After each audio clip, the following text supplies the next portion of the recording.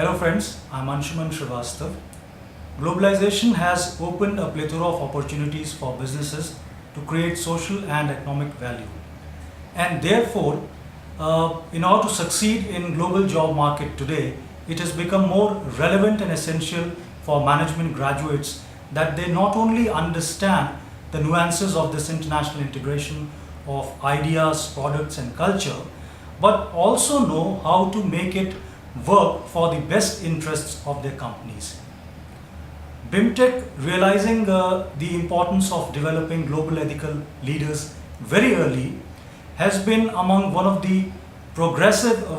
those progressive B schools, in fact, who have taken lead in this direction and have provided the right platform to its students for collaborating with students from foreign universities. One such initiative of Bimtech recently won the Vice Chancellor's Award for Excellence in International Engagement by University of Hertfordshire, UK.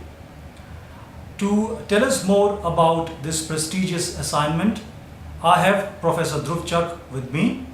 He is the key mentor behind this assignment and has been instrumental in guiding teams from both Bimtech and University of Hertfordshire, UK in taking the work forward and also finally getting it recognized at a global level too. Professor Dhruva Chak is an alumnus of IIM Ahmedabad and former CEO of Gati Logistics Limited. At Bimtech, he is the head of marketing and business communication areas. Professor Chak, welcome in this discussion. Sir, let me begin by asking the last thing first. Tell us a little more about this award first. Anshuman, before I get into the award, let me tell you the background of the project. See, the project was something that I think was rather fortunate to begin with because we had not really planned it out. As it turned out, in a conversation with faculty from the University of Hertfordshire, this whole project came about and we were fortunate enough to have our time schedules synchronized. Getting into this, why we were keen on this project is because as a part of our vision, mission and values, we are talking about producing students who will be fit for global leadership. We are talking about having faculty thought leaders, and therefore obviously globalization was a natural progression in this line. So when the faculty from Hertfordshire asked me if I could incorporate this in my services marketing course, I was extremely happy, only we had to figure out how to do it.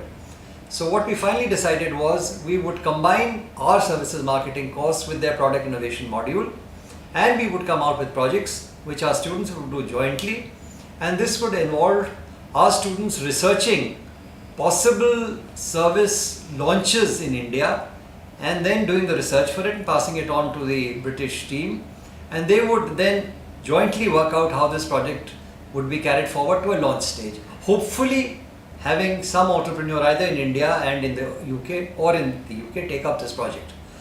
Now, as this project proceeded, we learned a lot. The first year we had a lot of learning to do. We had very large numbers in Bimtech. We were talking about something like 150 or 160 people here and about 90 in Hertfordshire. So we had about 250 students, and getting them into teams, organizing them, ensuring that this whole project would work out all right, presented a lot of challenges. There were time zone challenges, there were personality challenges, there were ego challenges, there were cultural differences, you name it, every kind of difference you can think of happened. But somehow we managed to get it together, and the next 2 years were learning for us. The modules got tighter and stricter, the deadlines became easier to meet, and we've got more experienced in the whole line. And finally, this huge experiment involved more than about 550 students, more nearer to 600 students between the two universities. Obviously, it was found to have value. Our students and their students both expressed that view through various polls that were held, surveys that were held, and this has culminated in the project getting the Vice Chancellor's Award from the Vice Chancellor of the University of Hertfordshire. That is how the award came about. Thank you, sir. It really seems interesting, and you have broadly covered the nature and scope of the project. Tell us something how this project has really added value for both faculty involved as well as students from both the countries. Well, I think for both faculty as well as the students, it was a great learning experience. None of us had attempted anything approaching this kind of scale So we were rather apprehensive about how it would all work out. As far as the students were concerned, they were working on virtual platforms, many of them for the first time. Many of them working with people they didn't know at all, they didn't know how to react to them. And it was a great challenge figuring out what kind of service each of the teams, there were more than 40 teams in the first year, would launch. It was not a project where you could force a decision on anybody. Each team had to collaborate. They learned collaboration. They learned how to get on with students in harmony who came from very different culture.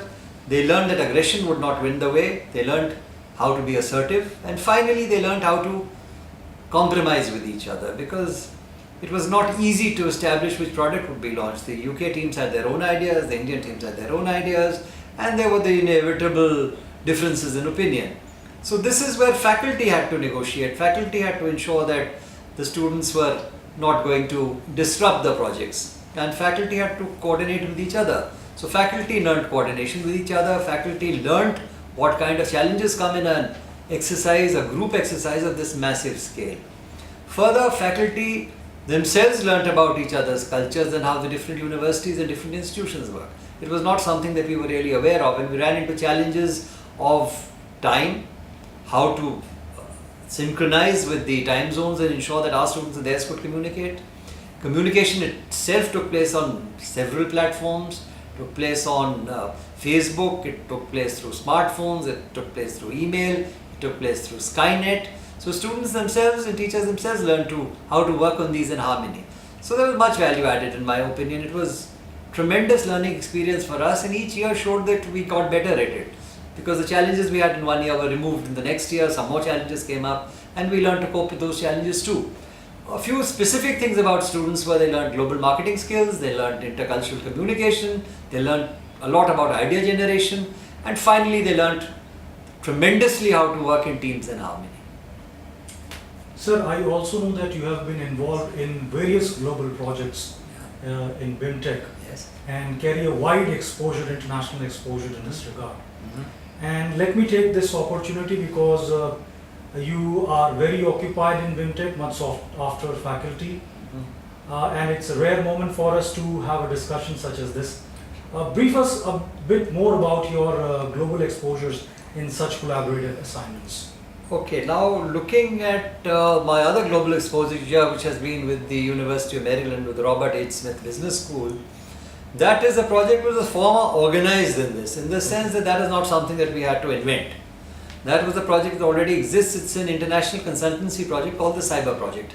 This was a project that was put forward by Congress, the US Congress, in order to promote American business, to make American businessmen understand what are the challenges in doing business with different countries. Right. So it was instituted to promote international learning and understanding. How this whole project came about was that the University of Maryland were looking for a partner in India, and they have the Robert H. Smith Business School, which is a very respected research school in the US. Mm. They approached us and asked us whether we would like to partner them on this project.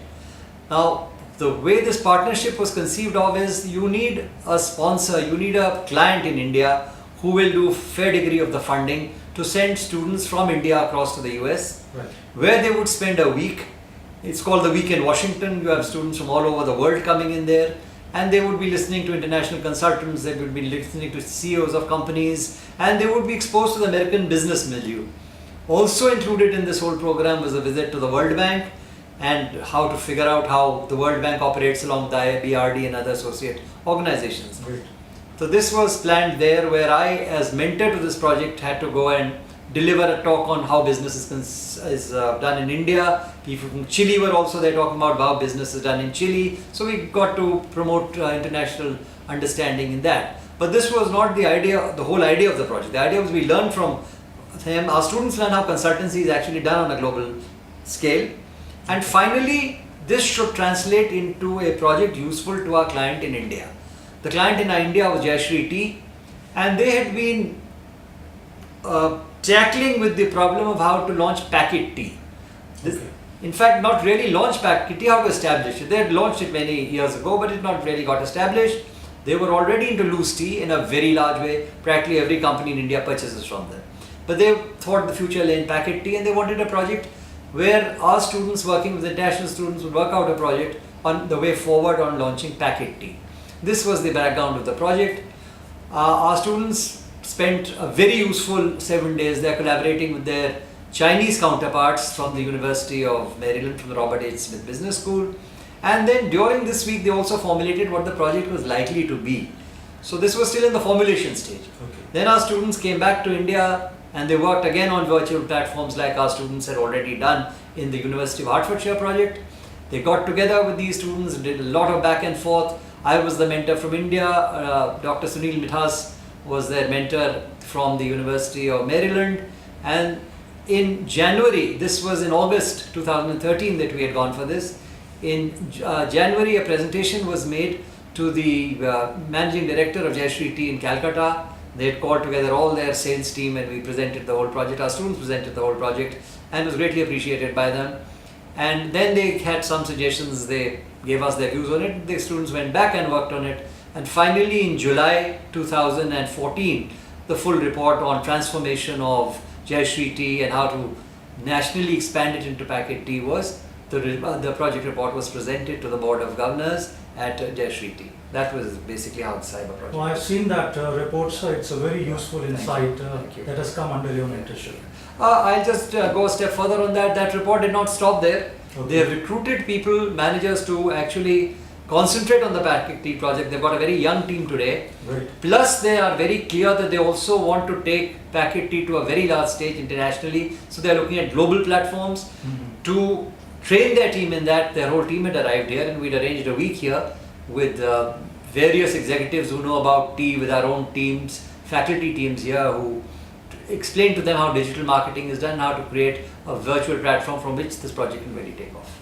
I believe, sir, exposure, such international exposures of these assignments and Yes. projects, they certainly add value to Certainly. the series of management graduates.